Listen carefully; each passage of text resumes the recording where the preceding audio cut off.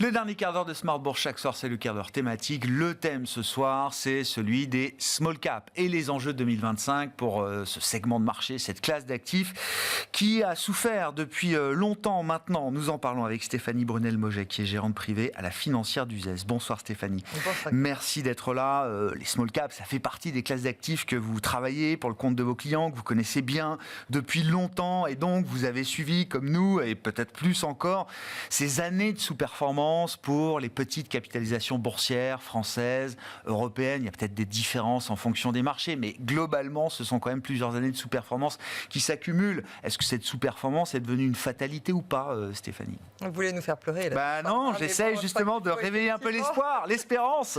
Bon, y a on connaît tous le tableau, mais il faut peut-être en redire un mot. Malheureusement, on a eu des années, ça se compte maintenant, non pas en 2, en 3, mais presque en 4 ou 5 années de sous-performance notoire des small cap par rapport aux plus grands indices. Donc oui, là, on ne peut pas dire le contraire. Ces sociétés vraiment ont beaucoup moins performé. Il y a un écart de valorisation très significatif entre notamment le CAC 40 qu'on connaît et un PEA-PME. Ça se compte en presque 30-40% de différence de performance. Donc, c'est très significatif et c'est très pénalisant dans les portefeuilles de ceux qui ont adopté cette classe d'actifs de manière un peu avec le cœur. Ouais, c'est souvent, on aime investir dans des sociétés qu'on connaît, qu'on comprend, qu'on a peut-être parfois la possibilité de rencontrer aussi. Donc, puis c'est un effort supplémentaire de travailler cette classe d'actifs, c'est un vrai choix, c'est un acte de foi, il faut le dire. Mais on a l'impression aussi du coup qu'on va pouvoir peut-être être plus malin et tirer son épingle du jeu de cette classe d'actifs. Alors aujourd'hui, qu'est-ce qu'il faut en penser ? Est-ce que on est comme souvent au mois de janvier ou février, début d'année, sur l'éternelle thématique du est-ce que c'est l'année du rebond ? Alors on peut l'espérer. Il y a un certain nombre de facteurs évidemment pour penser qu'en 2025 on aura alors peut-être avec un retour du stock picking encore plus fort qu'avant, des valeurs de cette classe d'actifs-là qui vont pouvoir retrouver des couleurs. Et il y a beaucoup de raisons pour ça. Qu'est-ce qui a changé dans les facteurs qui ont expliqué cette sous-performance? Quels sont les facteurs qui sont peut-être en train de tourner aujourd'hui, Stéphanie? Alors, d'abord, on a une sous-performance, une sous-valorisation qui est historique. C'est-à-dire qu'aujourd'hui, depuis 6 ans, maintenant, je pense que les small caps sont à leur plus bas historique. Au terme de valorisation. Il y a un écart par rapport aux grandes, plus larges capitalisations de près de 30%, et par rapport aux small cap, c'est presque 40 à 50%. Donc là, voilà. Est-ce que pour autant, ça n'est pas cher ? Alors ça dépend des secteurs, ça dépend des sociétés dans cet univers, qui est un univers très large, avec des thématiques aussi bien, on va aller de l'énergie à l'industrie, au loisir. Enfin, on retrouve tous les secteurs d'activité dans cette sous-thématique de capitalisation plus petite. Alors, qu'est-ce qui a expliqué toutes ces années ? Bon, on va le faire rapidement parce qu'on a souvent... Ce qui a changé surtout. Voilà, ce qui a changé. Bon, ce qui a vraiment été très pénalisant, c'est les flux. Je pense qu'au cours de ces dernières années, on a eu une concentration de la gestion avec un impact des ETF accentué par ces fameuses magnifiques valeurs technologiques américaines. Et les gens se sont dit finalement, pourquoi réfléchir ? Ça va tout seul.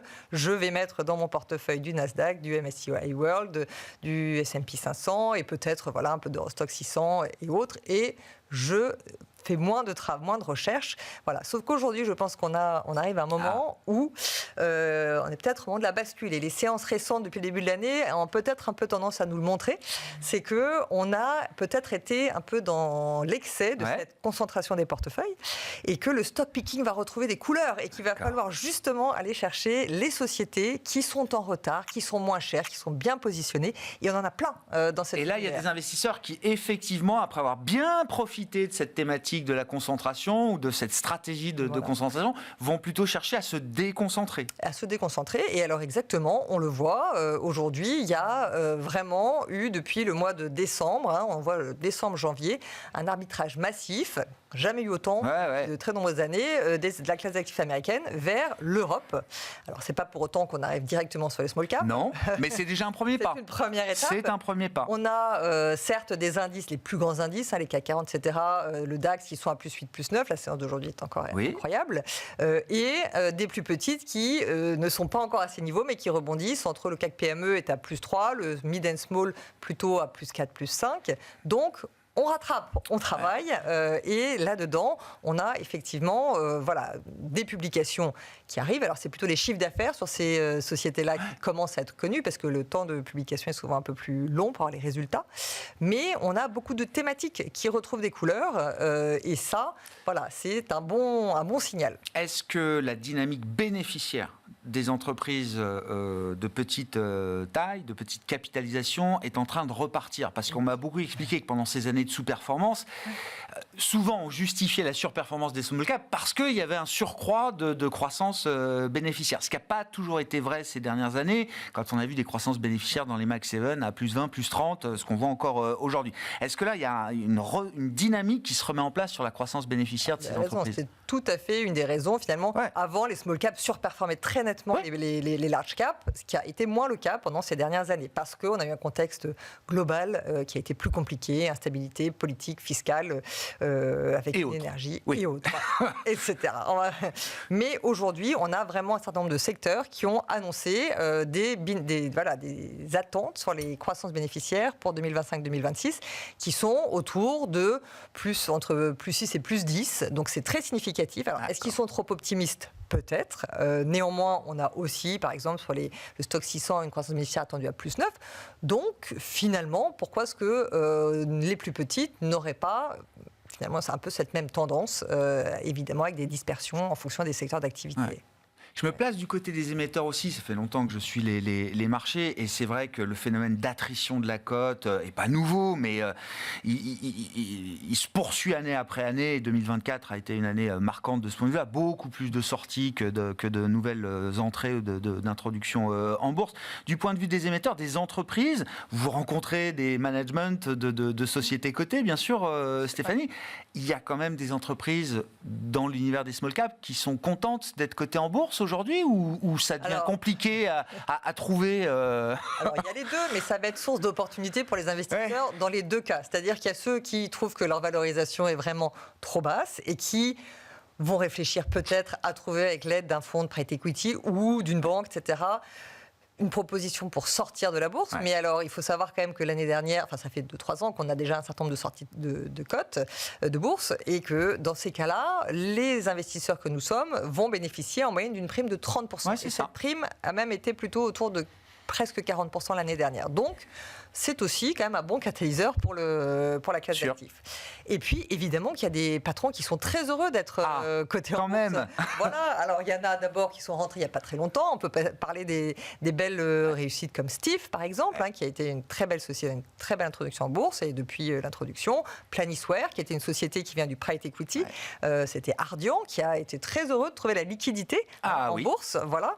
Et donc ça, c'est vrai que ça s'était un peu tari, mais il ne faut pas oublier que le private equity peut-être arrive au bout d'une période un peu faste, avec les taux à zéro qui leur permettaient de se financer, de lever beaucoup d'argent et peut-être de racheter un peu, en fonction des véhicules, les participations qu'ils avaient. Ça, je pense que ce monde change et qu'on a aujourd'hui vraiment la bourse qui va jouer un rôle de financement des entreprises parmi les autres possibilités, avec des contraintes, mais aussi beaucoup de visibilité. Et c'est souvent ce que viennent chercher les patrons. On a une manière de se structurer sa communication financière vis-à-vis des investisseurs, des clients. Les clients sont souvent contents de savoir que la société est cotée en bourse. Ça met une forme d'exigence, dans l'entreprise. Ça apporte une forme d'exigence, exactement. Et puis surtout, ça permet à des sociétés d'accompagner certaines croissances externes. Alors c'est vrai que ça peut être pénalisant quand on est peu valorisé, quand on veut acheter une société qui n'est pas cotée et qui est, elle, finalement mieux valorisée, ou en tout cas au multiple du private equity, ça peut être un peu pénalisant. Mais c'est aussi une très bonne manière de pouvoir lever des fonds, de faire une augmentation de capital avec des droits préférentiels de souscription, ou finalement de faire des échanges d'actions. On a une valorisation qui est une référence et qui peut être une chose rassurante pour ceux qu'on rachète. Donc tout ne dysfonctionne pas complètement quand même dans ces marchés. Non mais je veux dire, c'est des patrons de private equity pointe le dysfonctionnement de ces marchés boursiers, mais comme vous le dites très bien, ils sont en train de comprendre qu'ils ont besoin aussi de ces marchés liquides, de cette vérité quotidienne des prix, pour aussi sortir certains de leurs compagnies en portefeuille. Qui devrait travailler exactement en bonne intelligence, comme on le fait depuis longtemps, donc il n'y a pas de raison. Qu'est-ce que vous aimez bien? Il nous reste 1 minute, Stéphanie. Qu'est-ce que vous aimez bien dans cet univers des small caps? Alors je ne sais pas, en termes de thèmes, de secteurs, ou même d'entreprises, si vous pouvez en parler spécifiquement. Rapidement, effectivement, moi je trouve que les secteurs qui fonctionnent fonctionne bien. En tout cas, cette année, il va y avoir tout ce qui est services services et équipements énergétiques. Donc, on a quand même toute une classe d'actifs qui était pointée du doigt avant, c'était le pétrole, etc. Mais sauf que la transition énergétique ne va pas assez vite et donc on a quand même encore besoin de continuer de compter sur le pétrole. Donc, des Vallourec, des SBM Offshore, des GTT, des Viridien, anciennement CGG. Oui, bien sûr. Ce sont des thématiques qui ont déjà bien rebondi, mais qui, à mon avis, ont encore du potentiel, qui ont des carnets de commandes très remplis et avec un sous-jacent de prix du pétrole qui reste quand même à un bon niveau. Ce qu'on appelait les parapétrolières, fait un temps. Voilà. Après, on a aussi tout ce qui est aéronautique et défense. Je pense que ça, c'est contrairement à l'automobile, ils ont des produits qui sont homologués et qui vont être vendus les mêmes pendant 15-20 ans. C'est des cycles très longs avec un écosystème qui a été mis à rude épreuve pendant le Covid, mais qui là, ça y est reparti. Donc on a dans les toutes petites des Figeac Aéro, par exemple, qui a fait une très belle recovery depuis le gros problème du Covid, ou un Dassault Aviation, qui est peut-être beaucoup plus connu, mais qui a un très beau carnet de commandes, beaucoup de trésorerie. Donc ça, c'est très solide. Lizzie, peut-être. Et puis, j'aurais peut-être envie de vous parler d'une dernière thématique, c'est tout ce qui est un peu biens et services liés au tourisme.